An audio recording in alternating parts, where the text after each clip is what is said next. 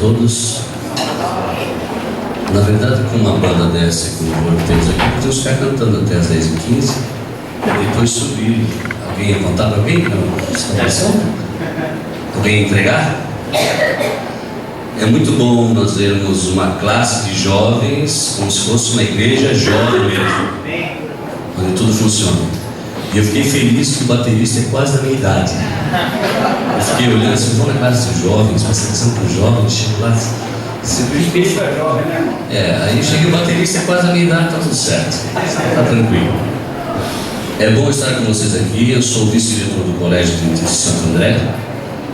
E quando perguntaram quem ia passar a lição geral para os adultos e quem ia para os jovens, eu disse, para os adultos não. O pessoal lá é muito, né? A igreja é muito grande, o pessoal é muito entendido. E se os jovens, eles são mais bondosos para com as pessoas que vão à frente falar. E essa semana é uma lição, o título da lição dessa semana, que nós estudamos, Legislador e Juiz. Eu gostaria que alguém, eu não vou perguntar se sabe decorar, porque eu também não decorei o verso, que alguém lesse para mim, a não ser que alguém saiba decorar, Tiago capítulo 4, versículo 12, que é o verso dessa lição. Quando eu era pequeno, faz alguns anos, a gente tinha um incentivo. Acho que quem passou pelas classes, acho que ainda tem isso. Não sei se não tem. Você decorava o verso áureo e ganhava uma lembrancinha do sábado. Depois você vai crescendo, você vai perdendo isso. E eu sabia muitos versos agora. Porque ai de mim, meu pai era alemão. E ai de mim, se na sexta-feira, na hora do pôr do sol, eu não soubesse o meu versinho da lição decore, para dizer na frente, na hora do culto do pôr do sol. Era terrível. Então eu sabia. Hoje a gente vai perdendo, né, um pouco isso. Alguém tem aí? Gostaria que lesse alguma outra tradução? Um só é legislador e juiz, aquele que pode salvar e fazer perecer. Porém, quem é esse que julga o próximo? E nós começamos a lição já com um problema aqui. Na verdade, o que trata aqui é a solução do problema, né? É como se nós fôssemos linguarudos e falássemos mal dos outros. Escrever esse tipo, não faz isso. Pelo menos não deveríamos fazer. Ou não deveríamos estar na roda de quem faz. Mas a lição vai falando sobre julgamento e discernimento, já logo no domingo, já para a gente entender quem nós somos, qual é a nossa função nesse mundo e o que fazemos aqui. Se você quiser falar, levante a mão, pode falar, viu? Não posso fazer sermão, porque sermão vai ter depois lá em cima. E no verso 11 de Tiago 4, quem tiver e pode ler, vamos tratar aqui já, começar entendendo o que é, ou o que nos tornamos, quando nós queremos fazer julgamento, ou queremos falar mal de uma pessoa. Leia Tiago 4:11 para nós. Vamos ficar nesse versículo, até o 17, eu acho. Tiago 4:11.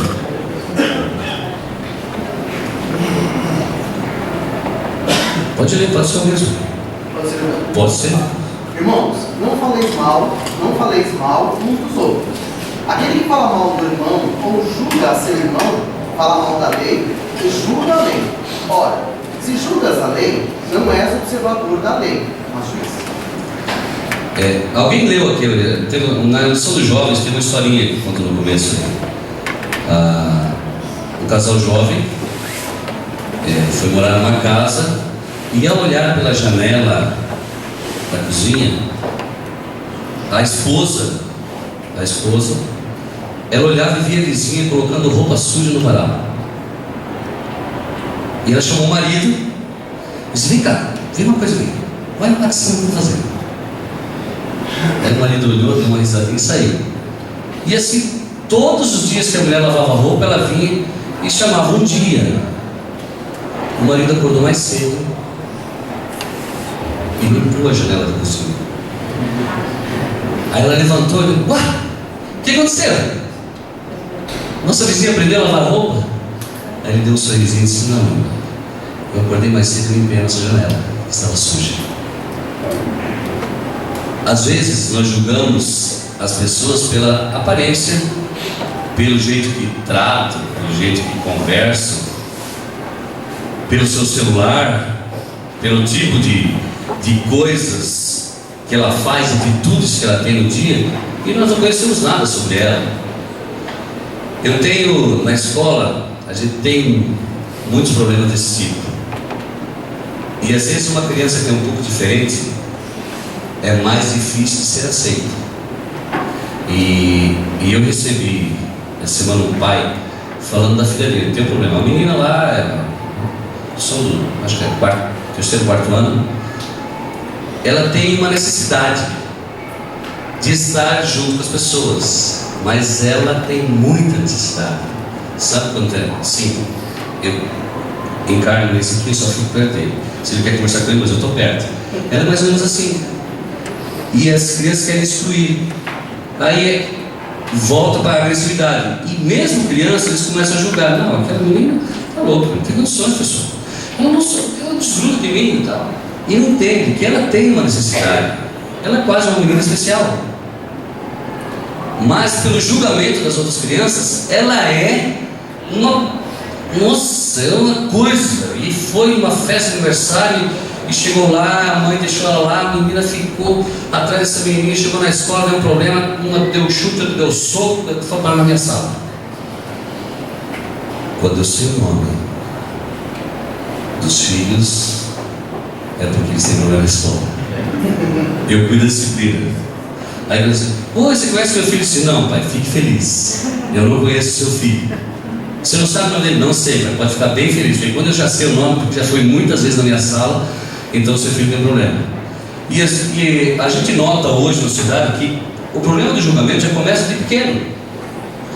E a Bíblia diz que quando nós julgamos os outros, as pessoas, nós queremos tomar o lugar da lei. Nós queremos julgar a lei. Quem foi que fez a lei? Foi Deus. Muitas coisas, muitas leis que o povo dizia que era a lei de Moisés, era a lei dada por Deus, que foi transmitida por Moisés, mas é a lei de Deus. E quando nós julgamos as pessoas, seja por que for, nós queremos brincar de Deus, porque todos nós somos pecadores e sujeitos a erros. E qual é a nossa posição?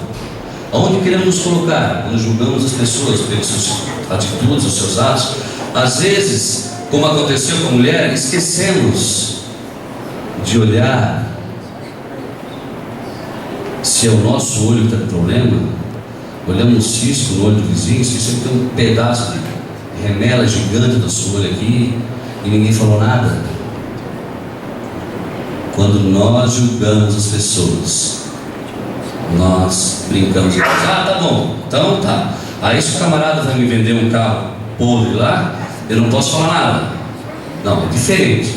Julgamento de discernimento. Agora você é cristão, você adora a Deus, você ama a Deus, você não pode julgar as pessoas.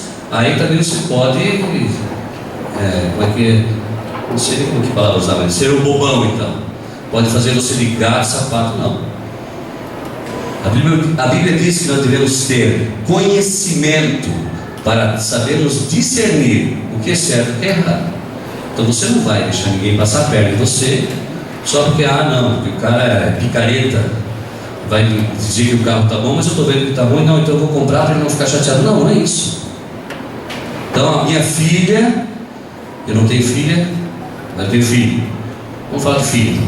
Meu filho namora uma menina, e eu sei, eu conheço a família, e eu conheço. Agora eu sei que tem problema, e aconteceu isso comigo quando eu era novo.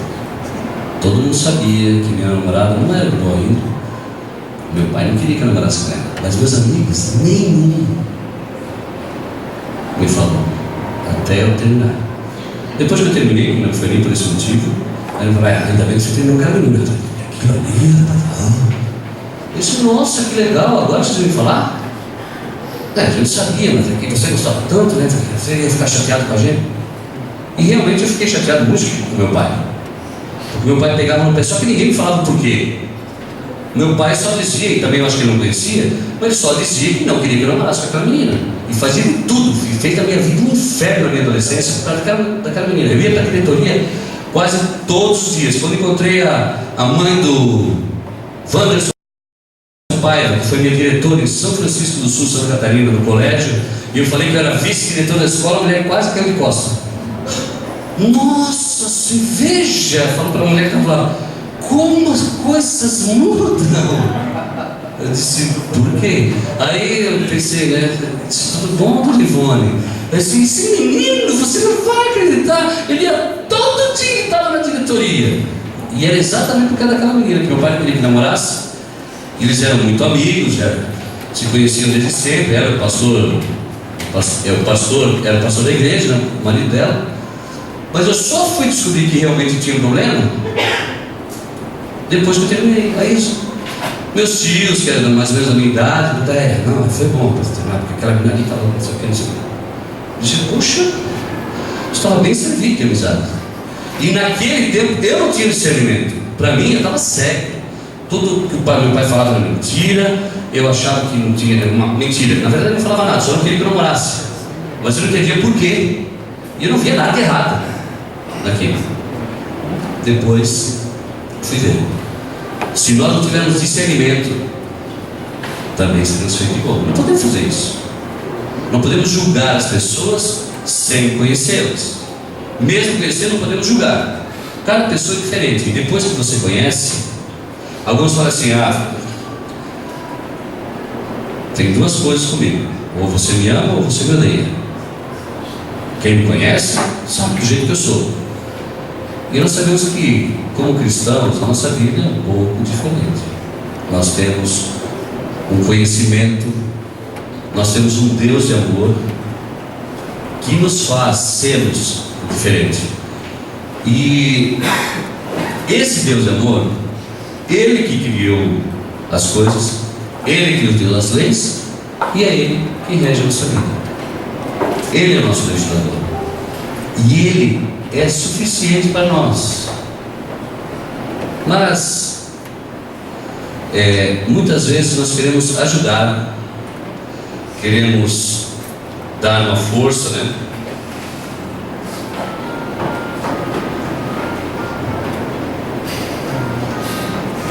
Confesso que eu sou silencioso.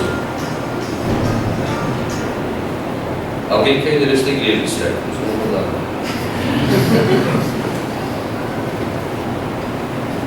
Hoje todos nós temos desculpa. Eu coloquei no silencioso antes de vir. Geralmente coloco no modo avião. Eu disse, não, vou deixar no silencioso, não tem problema, vai tocar.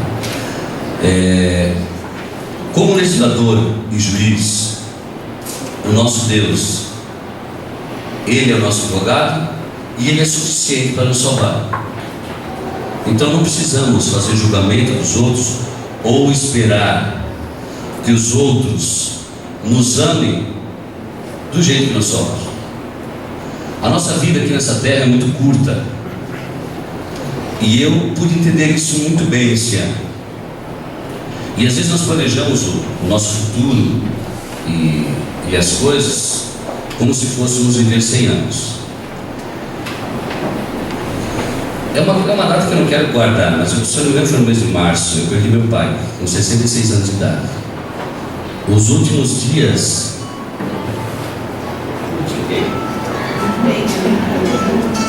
Perdemos ligar? E alguém que está muito precisando falar comigo, certo? Desligar. Ok. Vai falar comigo depois. Espero que não seja o diretor que vai pregar. Não apareceu o nome dele, então não é. Esse ano, no mês de março, mais ou menos, eu perdi meu pai. A vida inteira do meu pai, eu vi cantando, pregando e falando do amor de Deus. Meu pai saiu nos finais de semana com um quarteto quando era menor. Quando eu virei adolescente, ele sustentou por alguns anos um grupo de jovens para cantar nas igrejas. Meu avô sempre pregou e falou do amor de Deus. Ai de nós, se algum dia criticássemos algum pastor ou falássemos alguma coisa de algum pastor. Meu avô já vinha assim: você não fala mal do ungido, não interessa, ele foi ungido por Deus. E meu avô, a vida inteira, ele foi fazendo trabalho missionário. Quando meu pai podia, meu pai bancou alguns anos o meu avô como obreiro bíblico. E sempre foi assim. E depois, quando meu pai ficou mais velho, ele nos acompanhava para cantar nos quartetos, sempre pregando e falando do amor de Deus. E eu achava que meu pai ia viver para sempre, sempre trabalhador, não tinha parada. E os sábados, era o sábado inteiro na igreja, sempre fui ancião, primeiro ancião. E as coisas, quando nós saímos, eu trabalhei com ele 2 anos numa empresa, depois que eu voltei do IAP. E a nossa conversa, nas nossas viagens, a gente saía junto de casa, eu ficava cuidando do pessoal que cortava. A gente trabalhava numa empresa de extração de palmito, lá em Santa Catarina, Juriti Conservas. E a nossa viagem, sempre no Paraná, a nossa conversa era o voleibol, no fim de semana, a música, o que era, os lançamentos musicais da igreja e o que a gente fazia, o que a gente cantava, né? E o que aconteceria no outro fim de semana. Eu nunca tive problemas. Eu ligava para meu pai e dizia: pai, vai ter um congresso assim. Não, pode ir. Pegava o onde tivesse, de ônibus, de carro, de moto, que estivesse, eu ia para onde fosse. E eu achava aquilo demais, assim, nossa, assim, quantos jovens. E meu pai tinha uma vida tranquila, correria. Mas de repente uma doença pegou e eu descobri que eu não teria mais meu pai em 2 anos. Mas Deus foi benevolente, deu 3. E os últimos dias de vida ele passou aqui comigo. Aí nós podemos experimentar o sistema de saúde brasileiro quando você não tem plano de saúde. É fantástico. Viu? Não queiram ter essa experiência. E com 66 anos, meu pai faleceu. Sempre acreditando na volta de Jesus. E muito feliz porque eu havia voltado a trabalhar na obra. Eu tinha saído, trabalhava lá em São Francisco, eles me chamaram para ir para cá. Então eu descobri que a nossa vida aqui nesse mundo realmente é muito rápida. E como diz a lição, às vezes é como um sopro ou como uma neblina que passa, e nós devemos viver cada dia como se Jesus estivesse voltando amanhã. Aqui tem um comentário que diz assim: o Billy Graham, ele disse: eu nunca soube que a vida passava tão depressa. Muitos sermões do Billy Graham eu vi, muitos sermões. Meu pai era apaixonado por Billy Graham. E quando ele chega, esse pregador, ele chega no final da vida, ele diz assim: eu nunca soube que a vida passava tão depressa. O que nós estamos fazendo da nossa vida? Como nós estamos gerenciando a nossa vida, o nosso tempo de vida? Porque o que a Bíblia diz? Que alguns chegam a 70 anos, mais do que isso é canseira e enfado. Minha avó tem 86 anos. É uma senhora lúcida, passou agora umas 2 semanas aqui comigo, veio junto com a minha mãe. Precisei tirar a mamãe um pouco lá de perto da casa, estava meio, como a gente chama em Santa Catarina, estava meio borocochudo. Alugou a casa, mas graças a Deus ela não aguentava olhar para a cama super king que ela tinha lá, tive que buscar para mim, porque eu entrava no quarto e tal, e aí, quando eu fui a última vez, quando eu fui buscar essa cama lá que ela me deu de presente, aí eles falaram, todos que eu conversaram esse ano, leva sua mãe para passar um dia com você. Eu já aproveitei que convidei minha avó, 86 anos, falando e pregando sobre o amor de Jesus. O testemunho de Jeová não para mais na frente da casa da minha avó. Cada vez que eles param lá, é um estudo bíblico que eles levam. Então eles já sabem, já conhecem. Você pode ver, eles passam direto na frente da casa dela, porque ela convida. Geralmente a gente quer às vezes se livrar, né? Eles estão cedo ali fazendo o trabalho deles e tal, e a gente tenta se livrar, passa para o outro lado, não abre a porta, mas eles estão ali. Minha avó é diferente. Ai deles que chegarem na casa da minha avó. Ela convida para entrar, dá um estudo bíblico, faz oração, porque geralmente eles têm que fazer oração, né? Ela faz oração e depois eles saem. Tanto é que eles não visitam mais ela um bom tempo. Como estamos aproveitando o nosso tempo? Nosso sono de vida? Estamos falando mal dos outros? Estamos nos preocupando com a vida dos outros? Ou nós estamos nos preocupando com a nossa vida? Fala, professor. Você teve uma que você estava falando e eu lembrei de uma coisa que eu tinha pensado essa semana. O problema é assim, pelo menos é o que eu vejo. Quando nós vivemos a nossa vida unicamente como se esse fosse o nosso fim, tipo, essa é a nossa vida e esse vai ser o nosso fim e acabou. Sabe, nós começamos a viver com as características do planeta Terra, com as características dos moradores do planeta Terra. Só que nós somos peregrinos nesse mundo. E o próprio Cristo, ele falou: olha, meu reino não é esse. E aí os discípulos, eles vinham com características dos moradores do planeta Terra. E aí Cristo falava de novo: olha, meu reino não é esse, meu reino não é esse. Ele enfatizava direto isso. Foi quando os discípulos, eles entenderam que o reino de Deus não era esse. E aí eles começaram a viver uma vida totalmente transformada, totalmente diferente. Uma coisa que eu achei muito interessante no dia que eu vi, quando Cristo ele curava aqui na terra, ele curava um cego. Para cada um cego que ele curava, nasciam 300, 500 cegos.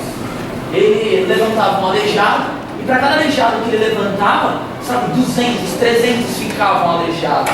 Jesus, ele ressuscitava um morto, mas para cada um morto que ele ressuscitava, 1000 morriam, sabe? Então, olhando por essa perspectiva, parece que Cristo, ele foi um fracassado nesse ponto. Parece que ele fracassou. Mas se nós entendermos que Jesus, ele fazia isso, ele curava, ele ressuscitava, apontando um reino.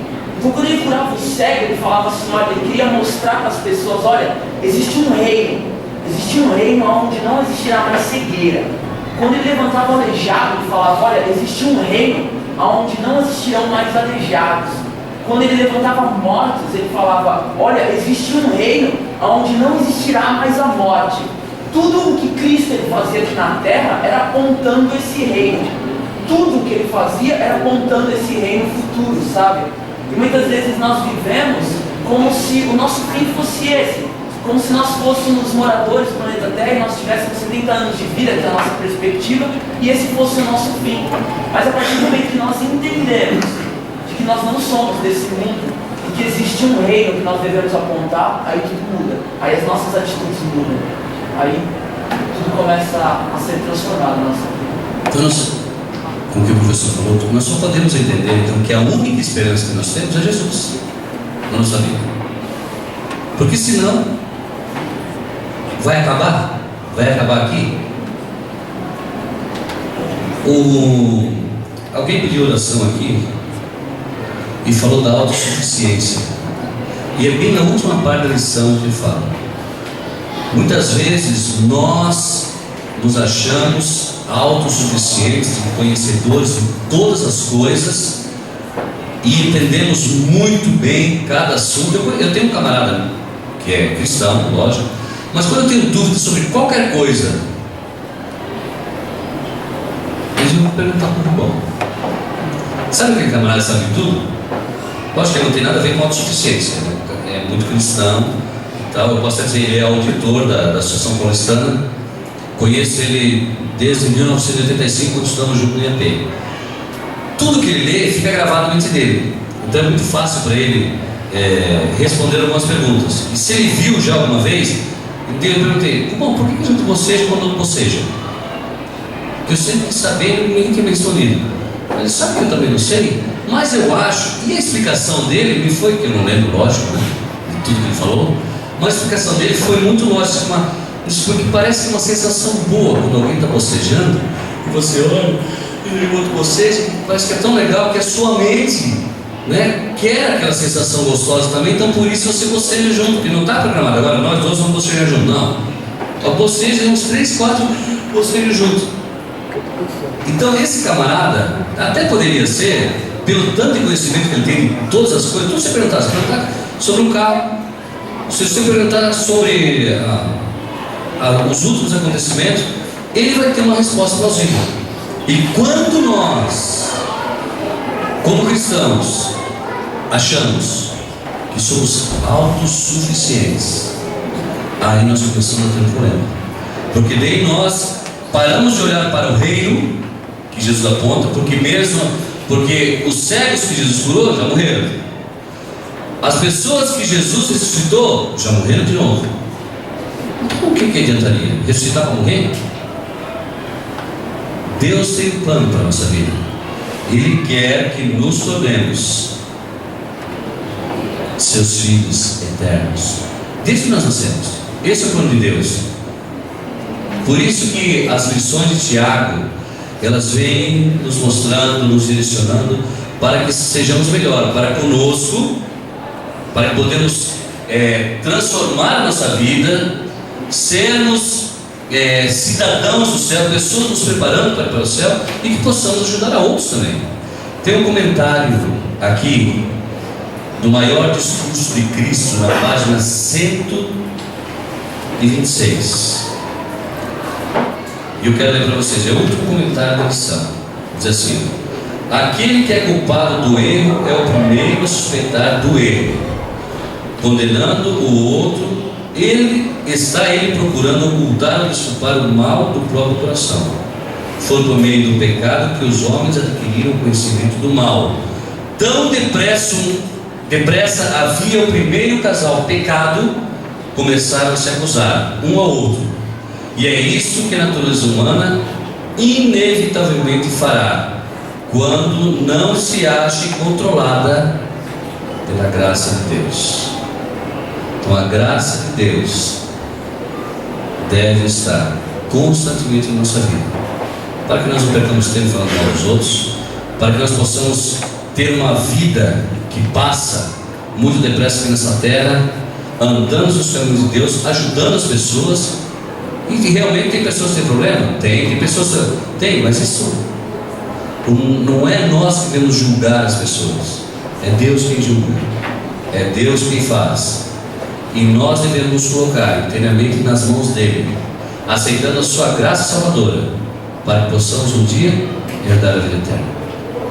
Ele mostrou isso aqui quando esteve nessa terra. Deixou a Bíblia, a palavra de Deus. Nós temos um guia de estudo fantástico semanal que sempre nos conduz na direção e no caminho da salvação. Que Deus nos abençoe para isso. Amém.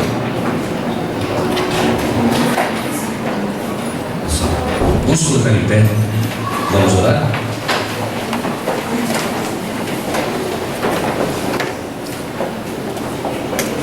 Querido Pai, amoroso Deus, te agradecemos pela vida, te agradecemos porque ainda temos um lugar fantástico para estarmos nos reunindo a cada sábado, com pessoas que se preocupam em te adorar, em preparar o melhor louvor para ti. Agradecemos por cada um que veio aqui esse sábado para ouvir a tua mensagem. Te agradecemos, Senhor, porque és um Deus de amor, estás disposto a nos perdoar. Está disposto a sempre nos ensinar o melhor caminho para podermos obter a salvação eterna. Guarda-nos no restante desse sábado na tua companhia, na companhia dos teus anjos. Pedimos em nome de Jesus. Amém. Então, queria